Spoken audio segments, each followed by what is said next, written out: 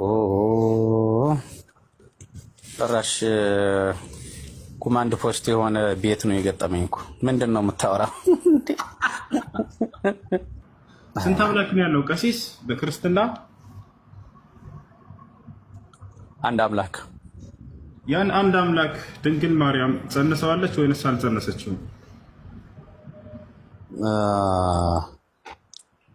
በተለየ አካሉ ወልድን ጸንሰዋለች ወይም ቃልን። አንድ አምላክ አለ ብለውናል አይደለ? አዎ። ያን አንድ አምላክ ማርያም ጸንሰዋለች ወይንስ አልጸነሰችም? ለይተህ ጠይቀኛ። ለምንድን ነው ለይቼ የምጠይቀው? ስለ አምላክ ነው እያወራሁኝ ያለሁት። አንድ አምላክ አለ ብለውኛል። ያ አምላክ እኮ እንደ ሙስሊም እኛ አይወርድም አይወል ምናምን አንልም። ልጅ ያለው ሰራጽ ያለው ልቡ አካል ያለው ቃሉ አካል ያለው እስትንፋሱ አካል ያለው ነው እያልን እኮ ነው። እሺ እንደዚህ ብሎ ያስተማረ ነብያት አለ? ነቢያት ይህ አልተገለጸላቸውም ወንድሜ። ነብያቶች አላስተማሩም፣ ግን ክርስቲያኖች ያውቃሉ። ይሄን ለምሳሌ ለአብርሃም በእንግዳ በሽማግሌ መልክ ሲገለጥለት አብርሃም በሚገባው ቋንቋ ነው እንጂ እግዚአብሔር ሙሉ በሙሉ ተገለጠ ብለን አይደለም እናስተምረው። ገባ አይደለ? ሰውን እንደ አርአያችን እንደ ምሳሌያችን እንፍጠር ሲል እዚህ ውስጥ አንድነትና ሶስትነት ታገኛለህ። ማን ናቸው እዛ ጋር? አብ ወልድና መንፈስ ቅዱስ። ማን ነው እንደሱ ብሎ የተናገረው? ሙሴ በመጽሐፉ ባለቤት ይሄን ያውቅ ነበር? ጸሐፊው እኮ ሙሴ ነው። ኦሪት ዘፍጥረት ሙሴ ያውቅ ነበር። አብ ወልድ መንፈስ ቅዱስ ናቸው እዚህ ጋር እግዚአብሔር ብሎ ተናግሯል። ያውቅ ነበር። ይሄ ያውቃል፣ ግን ቢያውቅም እንደዚህ እንደ ሐዲስ ኪዳን እውቀት ግን አይደለም። ሊቃውንት ምን ይላል መሰለ? አብና ወልድ መንፈስ ቅዱስን ይኸውልህ በአካል አንድ በመለኮት ሶስት ሆነው አካላዊ ቃል ኢየሱስ ክርስቶስ ከድንግል ማርያም ከመወለዱ በፊት የአምላክ ራሱን ለወዳጆቹ ለእነ አብርሃም እንዳልኩ ነበር ወይ ቀሲስ? ሙሴ በመጽሐፉ ባለቤት ታስወራም እንዴ ወንድሜ? እንዴ ሰው እያወራ እኮ በጠልቅ አይገባም። አሁን እኮ ዝም እያልኩህ ነው። ይኸው እያስቆምከኝ ነው እንዳትለኝ፣ እኔ ዝም እያልኩህ ነው።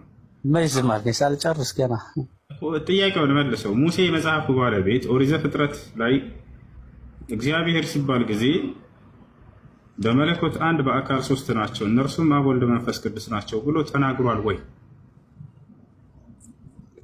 አብ ወልድ መንፈስ ቅዱስ አላለም። አመሰግናለሁ። እግዚአብሔር እኔ ለኃጢአታችሁ ስርየት የኢየሱስ ክርስቶስን ደም እፈልጋለሁ ብሎ የተናገረበት አንድ ቦታ አለ? የለም ወንድሜ። የለም የምትለውን ሀሳብ እያመጣህ መጠየቅ የለብህም። መጽሐፍ ቅዱስ አንብብ። እንደኔ እየነገርኩህ ነው። አሳየዋ። ሚስጥር ነው ወይ? አሳየው፣ ንገረዋ። እሺ እንደዛ ምን የለም። ሁለተኛ ምንድነው ያለው? አሁን ኢየሱስ ክርስቶስ የመጣበት ዓላማ ምንድነው? እስኪ ንገሩን። እስኪ ቀሲስ እኔ እናንተን ለማዳን ሰውን ለማዳን በአርአያውና በአምሳሉ የተፈጠረ ሰው በዲያብሎስ ቁጥጥር ስር ስለሆነ ሰውን የሚያድን ሌላ ስለሌለ አምላክ ሰው ሆነ። እሺ አምላክ ሰው ሆነ። ሰው ምንድነው? ከበደ አይደል? ይችላል። አምላክ ሰው መሆን ይችላል።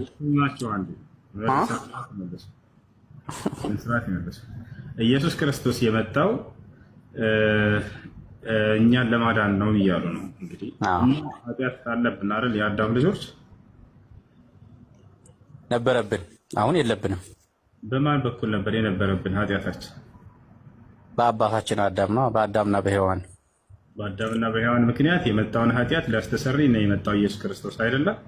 ያ ማለት ኃጢአት ልክ እንደ ደም እየተቀዳ ይመጣል ማለት ሳይሆን አዳም በሰራው በደል ከገነት እንድንባረር ሆንን ነው።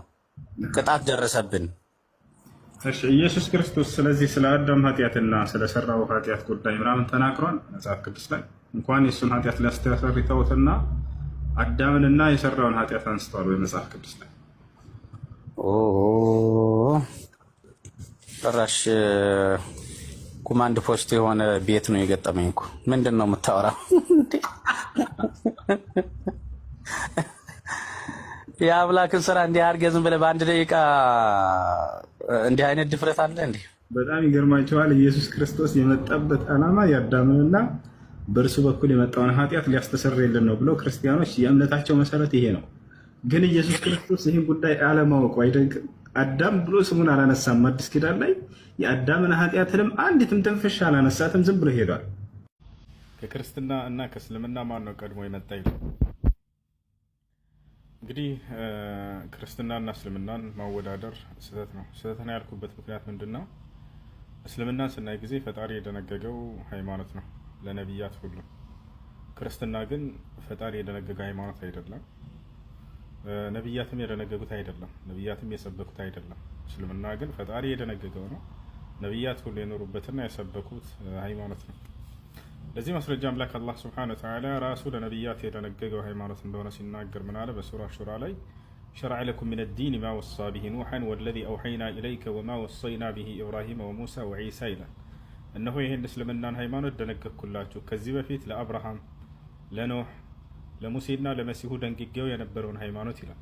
ስለዚህ ራሱን የደነገገው ለነቢያት ደንግጎላቸው የነበረው ሃይማኖት ነው። ነቢያቶች የኖሩበትና የሰበኩት ሃይማኖት ነው።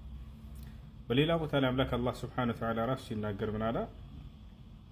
ኢነ ዲነ ዒንደላሂ ልእስላም ይላል። ከእኔ ከአምላካችሁ ከአላህ ዘንድ ትክክለኛ ሃይማኖት እስልምና ብቻ ነው ይላል።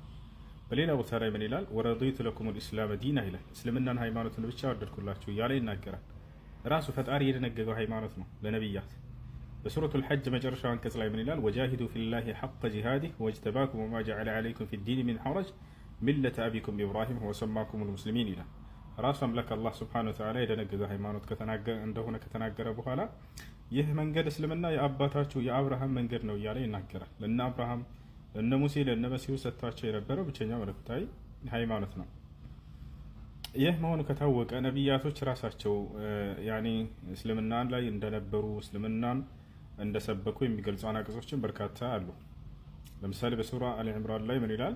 ማ ካነ ኢብራሂሙ የሁድያን ወላ ነስራንያን ወላኪን ካነ ሐኒፈን ሙስሊማ ወለም የኩን ሚነል ሙሽሪኪን ይላል። አብርሃም አይሁድ አልነበረም፣ ክርስቲያንም አልነበረም፣ በአላህ ላይ አጋሪም አልነበረም፣ ነገር ግን በእርሱ ትእዛዝ ላይ ቀጥ ያለ ሙስሊም ነበር ይላል። ልክ እንደሁ ያዕቆብ ምን ይላል? ወያዕቁብ ያ በንየ ኢነላህ አስጠፋ ለኩም ዲነ ፈላ ተሙቱነ ኢላ ወአንቱም ሙስሊሙን ይላል። ልጆቼ ሆይ እነሆ አምላካችሁ አላህ አንድ ሃይማኖትን መርጦላችኋል፣ እስልምናን፣ አደራ ሙስሊሞች ሳትሆኑ እንዳትሞቱ አላቸው ይላል። ከያዕቆብ ልጆች መካከል ዮሴፍ ሙስሊም ነበር። ተወፈኒ ሙስሊመን ወአልሒቅኒ ቢሷሊሒን ይላል። አደራ አምላክ አላህ ሙስሊም አድርገህ ግደለኝ፣ ከደጋጎችም አስጠጋኝ በቀጣዩ ዓለም እያለ ይናገራል። ሐዋርያቶች ሙስሊሞች ነበሩ። ወኢዝ አውሐይቱ ኢለል ሐዋርይን አን አሚኑ ቢ ወቢረሱሊ ቃሉ አመና ወሽሀድ ቢአንና ሙስሊሙን ይላል። ወደ ሐዋርያቶችም የትእዛዝ ቃሌን ባስተላለፍኩ ጊዜ ይላል አምላክ አላህ። በማን በኩል? በመሲሁ በኩል። ምን የሚል ትእዛዝን የተላለፈላቸው? አን አሚኑ ቢ ወቢረሱሊ የሚል በእኔ በአምላካችሁ በአላህ እመኑ፣ በላኩላችሁ መልእክተኛና ነቢይም እመኑ አላቸው። ከዚያ በኋላ ቃሉ አመና አምነናል አሉ። ወሽሀድ ቢአንና ሙስሊሙን እኛ ሙስሊሞች መሆናችንን መስክርም አሉ ይላል። ሙስሊሞች መሆናቸውን ሐዋርያቶች ሁለት ቦታ በግልጽ ራሳቸው የተናገሩበት አለ እና ይህ ነው እና ስለዚህ ከአምላክ ዘንድ እውቅና የተሰጠው ሃይማኖት ነው። አምላክ ራሱ ለነቢያት የደነገገው ነቢያቶች የሰበኩበትና የኖሩበት ሃይማኖት ነው። ወደ ክርስትና ስንመጣ ግን መጽሐፍ ቅዱስ ላይ ራሱ ላይ እግዚአብሔር ክርስትና የሚባለን ሃይማኖት ደንግጓል ለነቢያቶች የሚል የለም። ታውቃላችሁ፣ ክርስትና የሚባልን እምነት ተከተሉ ብሎ በፍጹም አላዘዛቸውም።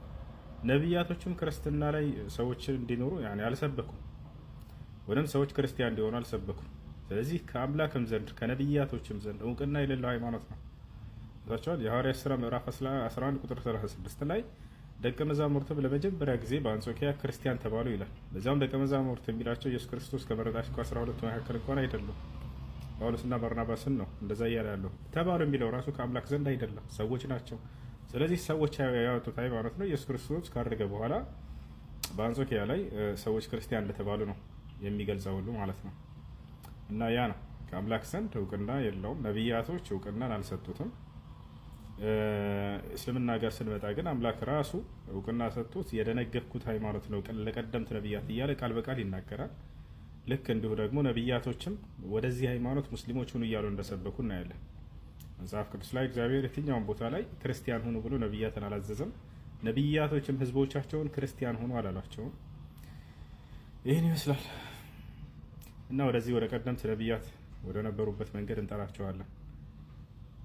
ነድዑኩም ኢለል ኢስላም አላህ በቁርአን ላይ ለእናንተም ጥሪ አድርጓል። ወቁል ሊለዚነ ኡቱል ኪታብ ወልኡምይን አአስለምቱም ይላል። ሙሐመድ ሆይ ለእነዚያ ለአይሁድና ለክርስቲያኖች ሰለሙ በላቸው ይላል። ፈኢን አስለሙ ፈቀድ ይህተደው ከሰለሙ በእርግጥም ቀናውን ጎዳና ተመሩ ይላል። ወኢን ተወለው ፈኢነማ ዐለይከል በላግ እምቢ ካሉ ግን በአንተ ላይ ያለበት ግዴታ ማድረስ ብቻ ነው ይላቸዋል። ይሄ ነው። ሰላም አለይኩም ላላችሁ ሰላም